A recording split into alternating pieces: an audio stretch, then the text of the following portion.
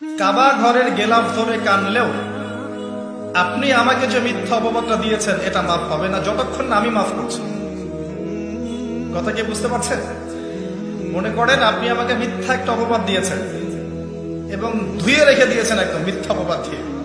যতক্ষণ আমি আপনাকে মাফ না করছি, কাবা ঘরে গিয়ে গেলাফ ধরে কান্নাকাটি করলো এই পাপ মাফ হবে না ইনশাআল্লাহ। এই অবস্থায় মৌত হলে কি হবে? পরকালে দেখবেন আমি দাঁড়িয়ে আছি আপনার জন্য, আপনার হিসাব হচ্ছে, হিসাব শেষ। আপনি সালাত সাওম হজ জাকাতের নেকি নিয়ে উঠেছেন, কিন্তু দেখছেন আমি দাঁড়িয়ে আছি, আমার মতো আরো 10 জন দাঁড়িয়ে আছে। ওই 10 জনকে আপনি গালি দিয়েছিলেন, অপবাদ দিয়েছিলেন, তাদের গীবত করেছিলেন, তাদের সম্পদ বা সম্মানের হানি করেছিলেন। এখন কিয়ামতের মাঠে আপনার নেকি দিয়ে এই ঋণ শোধ করতে হবে, অন্য কোনো অপশন নাই। আর যদি নেকি শেষ হয়ে যায় তখন কি হবে? তখন আমার আমলনামা থেকে কিছু গুনাহ আপনাকে নিতে হবে।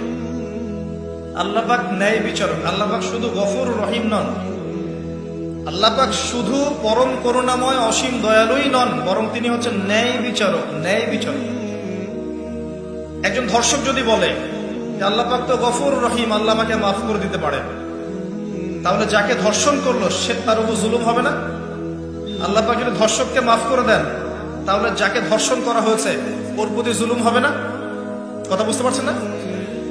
মনে করেন আপনি নাউজুবিল্লাহ কারো সম্পদ আত্মসাৎ করেছেন, এখন আল্লাহ যদি আপনাকে মাফ করে দেন, তাহলে এই যে যার সম্পদ আপনি আত্মসাৎ করেছেন এর উপরে জুলুম করা হচ্ছে না? আল্লাহ পাক কি জুলুম করবেন? এক জাররা পরিমাণ করবেন না।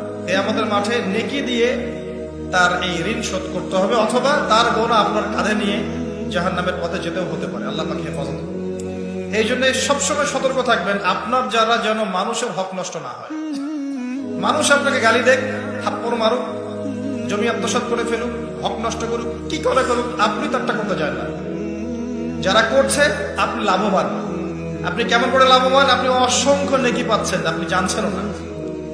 যেই আপনার বিরুদ্ধে মনে করেন আপনি নিষ্পাপ, আপনি মাজলুম, আপনি কোনো অন্যায় করেন নাই, আপনার বিরুদ্ধে জুলুম করা হচ্ছে, অপবাদ দেওয়া হচ্ছে, আপনাকে আন্ডারএস্টিমেট করা হচ্ছে, ইত্যাদি ইত্যাদি, আপনি বসে বসে নেকি পাচ্ছেন, বসে বসে নেকি পাচ্ছেন। এবং পরকালে কিয়ামতের মাঠে উঠে দেখবেন অসংখ্য নেকি অটোমেটিক আপনার আমলনামায় চলে আসবে।